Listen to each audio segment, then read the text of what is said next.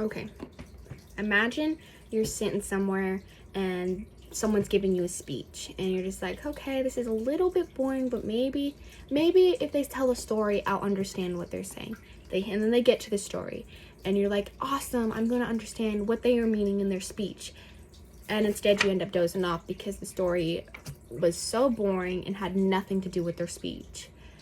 And I will admit this has happened to me numerous times. Either I've given the speech or I have received the speech and the stories had nothing to do with what I was talking about or what I was listening to.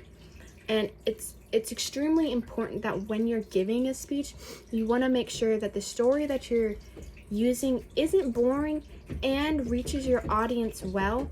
For example, if you're giving a speech on eye contact and you find a way to incorporate basketball or cheerleading in there, the audience might not even know how to do either of those things, and they're going to be so lost, and they're going to be like, I'm not interested at all and don't understand what that has to do with your speech. And they're just gonna doze away. They're just gonna stop listening. So to use it correctly, you want to make sure that, the story is interesting and has to do with what you're talking about. You don't want to bring up basketball when you're talking about eye contact.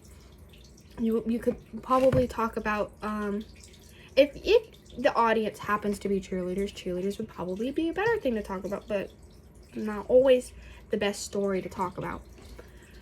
And you could also use it day to day. I use it when I'm talking to my teachers and my friends all the time. I'm like, oh, at work on Saturday, I learned this, and this, and I'm going to take away from that.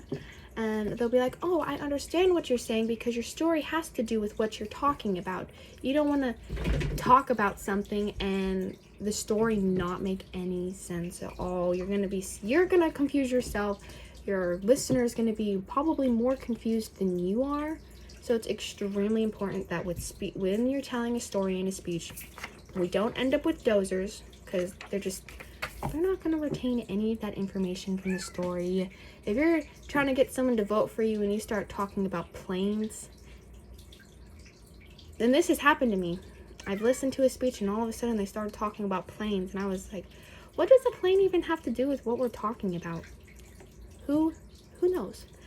But you want to make sure that the audience and the listener understand and is interested in what's going on when you're storytelling. So, to take away from this whole speech, when you are giving a speech, you need to make sure that if you're going to incorporate a story, you're making